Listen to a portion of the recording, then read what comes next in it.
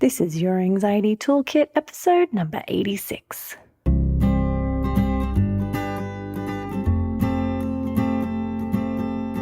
Welcome to Your Anxiety Toolkit.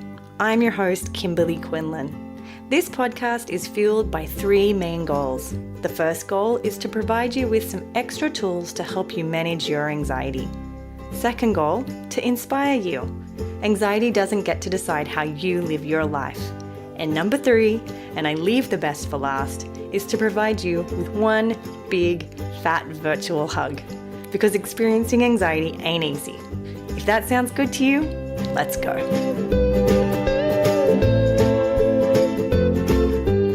Well, welcome back to another episode of Your Anxiety Toolkit. I could not be more thrilled to have you with me here today. Today, we're digging into the science behind exposure and response prevention. So really what we're talking about is the science behind why we stare fear in the face. Why? Why do we do that? Why would we do that very hard thing? There has to be a reason, and we have to have some evidence on why this is so important. And so I figured today's as good as any. Let's look a little bit deeper into the science. So I think before we get talking about science, I think it's important to understand the biology and the way we have come over time and how we've adapted to fear and danger. So when we talk, and you always hear me saying it's a beautiful day to do hard things and, stare your fear in the face. When we talk about that, we're really talking about how do we approach and react to our fear. And so, like I said, developmentally, we have been trained over many, many years to instinctually run from fear, right? We go into what we call fight, flight, or freeze, which means we either run away, we fight it like, bears would fight, or we freeze, right? Which is where we stay really still. Let's say if you see a snake, that's what you would do. You would freeze, right? You wouldn't run. You wouldn't fight a snake. And each situation, we often will have a different way of reacting to fear, right? So if it was a car coming, you would run, right? Freezing wouldn't help you. That wouldn't be helpful, but you would run. And so we have different events of danger, and we have different ways of reacting and dealing with danger. And in these emergency-like situations, we actually have these really sophisticated responses, like I just explained, right? That's super sophisticated to know that if something were to be dangerous, your brain could react so fast and feed you the correct information and the correct way to solve this danger, right? If we didn't do this, we would consider ourselves really reckless or dopey or, completely unaware. So it's a super important response that we have. It's been in a part of our brain development and reactivity for thousands of years, right? And so it is a good thing, right? But the problem now is in this era where there is less of that daily danger in that very, very imminent way. And we don't have to be on alert as much, luckily, for bears and, we can mostly sleep. I know there are areas and exceptions to this rule, but we can mostly sleep knowing that our bed will be there when we wake up in the morning. We can mostly survive knowing that, there is a degree of safety, right? But the problem here is that because we don't have that level of emergency and danger around us, sometimes our brain mistakenly sets off that danger alarm. We experience a thought about danger as if it was an imminent threat. We experience that thought of danger as if it was right here. The danger is happening to us, right? And sometimes we think that if we think it, that the probability of it happening is very, very high, when in today's day, that's actually not entirely true, right? So what happens is when our brain sets off this alarm, we react in those same very limbic ways, right? And when I say limbic, I mean we use that old part of our brain, that center part of our brain, and it gets very activated and it sets off an amount of anxiety and discomfort in our body. You'll know what it feels like. You'll experience a ton of anxiety in your body. You might have an increase in blood pressure. You might have high levels of cortisol and other hormones rushing through your body. You might sweat. You might seriously need to go poop. You might really need to throw up or have nausea. You might feel disoriented or, racing thoughts. So these are all very normal responses to real danger, right? But once again, our brain sometimes mistakes what is real and happening and what could possibly happen. It gets mistaken between what is a thought and what is an imminent threat to our well-being and our livelihoods. Now, when this happens, we run away, we fight it, we freeze as if there was a real danger. And what happens when we do this is it reinforces that the thought is dangerous, right? The sensations are dangerous. And because we responded in this real fight, flight, freeze way, then now we have created a cycle where at first there was fear, we ran away or we responded as if it was a true actual event. And then so next time when we have that fear, it's going to keep cycling us into this cycle where your body is constantly in reaction. There's constant anxiety hormones rushing through you and your body's just heightened all the time.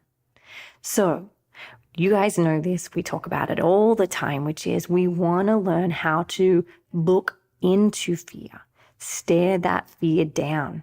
And this, whether you want to call it just staring at your fear or you want to call it a more clinical term, is called exposure and response prevention. And what that means is you stare your fear in the face.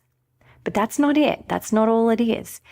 Then what you do is you don't engage in any other behaviors that might reinforce that fear, right? You don't engage in any behavior that makes or teaches your brain, right? That doesn't continue a learning process that we must continue to stay on alert for this. We've done a ton of this in the past podcasts, but exposure in and of itself is not enough.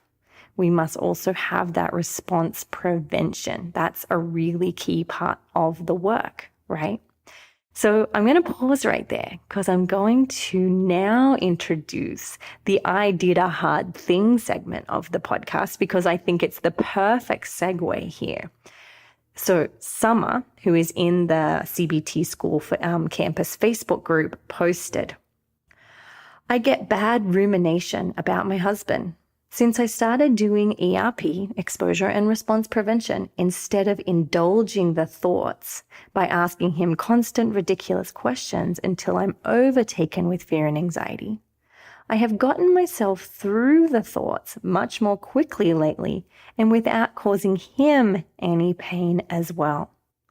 I am always amazed at how much more we feel relief when I face the thoughts instead of humoring them," right? Now, isn't that amazing? Like, that's her walking the walk.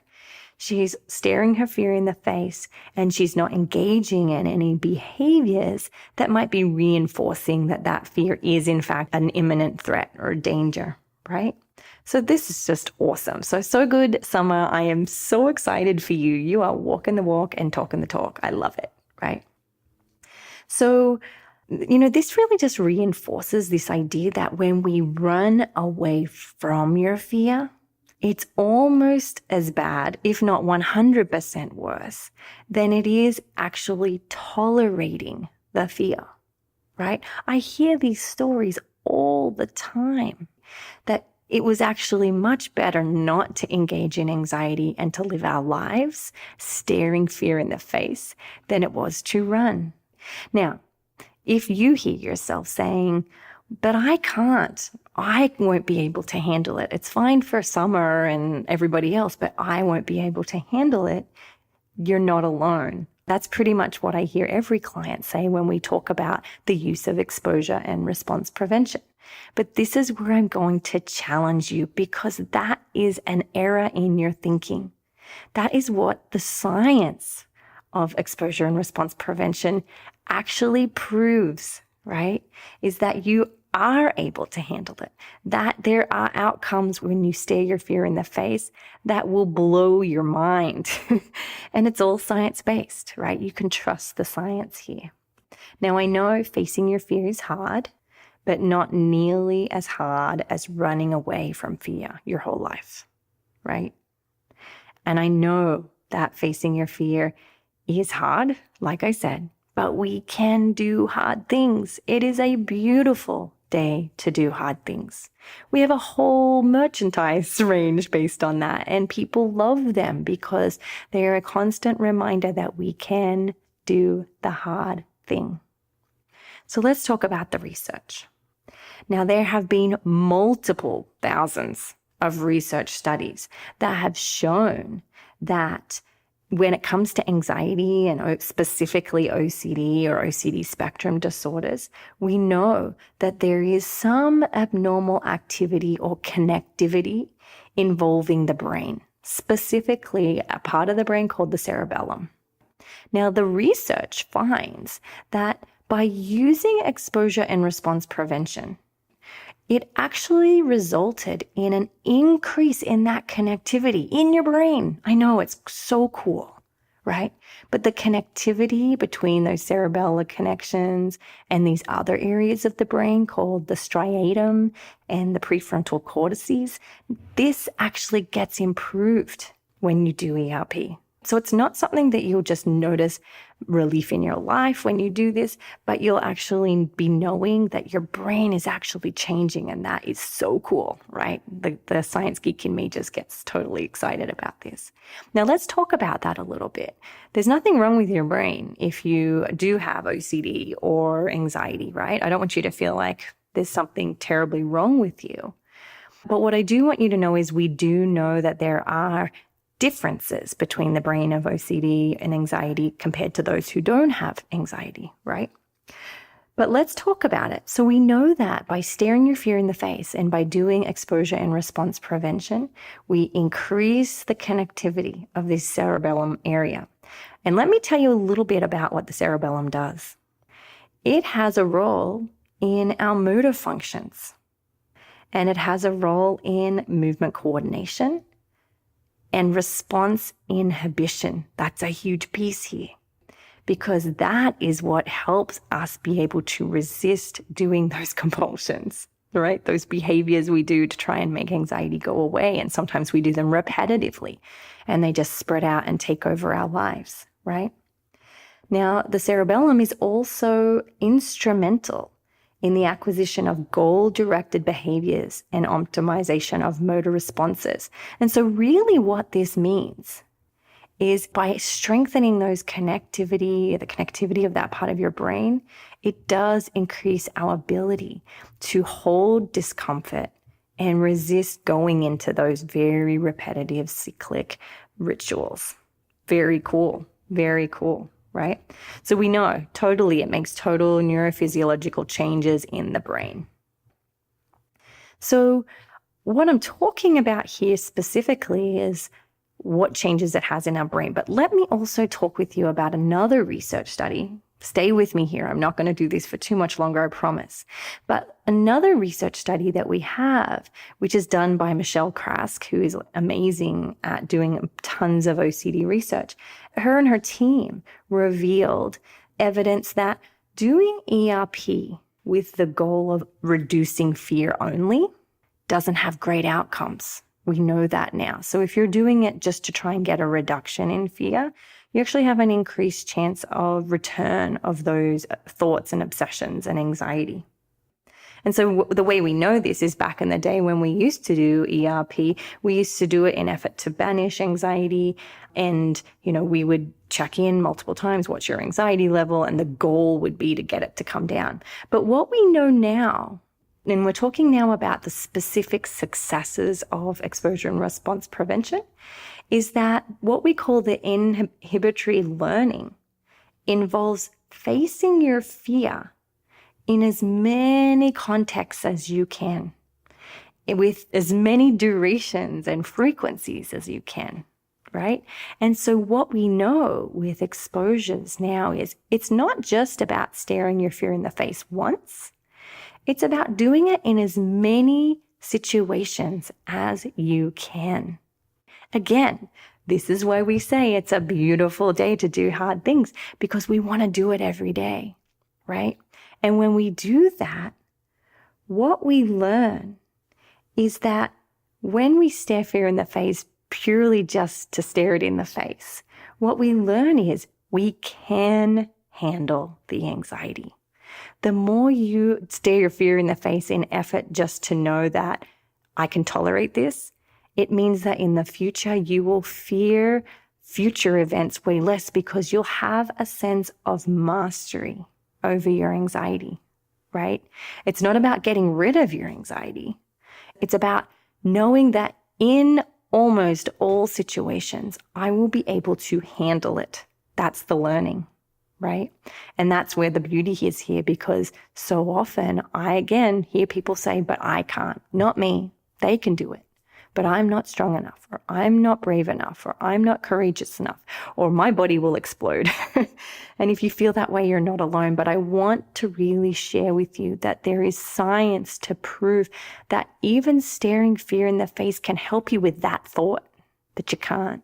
Not only will it help you live a life where anxiety doesn't get to make your decisions, but it will also help you to see that fear doesn't run the show and you are strong, right? I love it. So good, right? So we have tons of science here to back up why we do this excruciating thing called exposure and response prevention. Now, I'm not gonna lie. It's really hard. It is really hard, right? It's not roses and it's not fairy tales. It's not cotton candy, or in Australia, we call it fairy floss. So it's not fairy floss, right? It is really hard, right? But what I want you to know is you're not alone. There are support groups out there. There are tons of people doing brave things all the time. Social media is a great place to gather with your tribe, right? You are not alone. You can do the hard thing. And staring in your fear in the face, I promise you, will change your life. So that is the science behind exposures. I could spend hours reeling off all of the research to you, and I'm not going to do that. I really just wanted to give you some context of the really important pieces of research to help motivate you and know that there is science to back this work, right? And there are tons of people with experience, like Summer, saying, wow, this shocked me, right? So that being said, I really want to urge you, any chance you can, please do go out and face your fear. Try to do it with, like I said, with those new pieces of research. Try to do it in as many contexts as you can, right? Try to do it, change it up as much as you can. This is where you become the bully back on fear, and you're like, oh, really? Let me show you, fear, what I'm going to do now. I'm going to actually go do this scary thing, right? Now, that being said, I know this is really hard, and sometimes when you have a mental health disorder, let's say it's maybe obsessive compulsive disorder or health anxiety or panic disorder or social anxiety, any of these disorders that really create havoc of your anxiety in your life, if you feel like you need help, now is the time to act. I am so thrilled to announce that Exposure and Response Prevention School is back. It is available as we speak. and it'll be available until February 14th, 2019. We try to offer it once or twice a year. I think that seems to be the best timeline for everybody. Now, to give you a little bit of a background on Exposure and Response Prevention School, we call it ERP School for short. It's an online course, and it teaches you everything that I teach my clients with OCD in my office. Or, health anxiety, could be panic disorder, social anxiety, any of these types of anxiety disorders. Now, the course is over 5 hours. It's pretty huge, but I needed that much time to go into the detail of how to do it. And there is more information on the science of exposure and response prevention. It helps you identify specific obsessions and compulsions. There's a whole module on different approaches of ERP, because it's not just a matter of staring fear in the face. It also involves gradual exposure, writing scripts, doing interoceptive exposures. So that's all in there. There's a mindfulness component, there's a troubleshooting component, and there are bonus videos for the specific subtypes of OCD, or the most common subtypes. Every time I release it, I try to add to it. So we're adding in a ton of scripts and a couple more videos and a couple more different kinds of hierarchies. So that will be really cool. It also has downloadable PDFs and activities you can do on your own. So we're so excited to share it with you. Again, it is available right now if you would like to purchase it. It has a fee of $197. That's for the whole 5 hours or more, which I know is somewhat expensive for you guys, but just so you know, for that 5 hours, that's actually less than the cost of 1 hour with an exposure and response prevention therapist. So it's a super good deal with tons of stuff, right? Now, you also get access to the group, so you can always be asking me questions, and, we can always troubleshoot things as you go. So I'm so excited to share it with you. If you would like to purchase ERP School, you can get it at cbtschool.com. You can go to the products tab, and it's right there, ERP School, right? So it's www.cbtschool.com/p/ERP school.lp. Or, like I said, we'll have links on the website, or you can go to the show notes.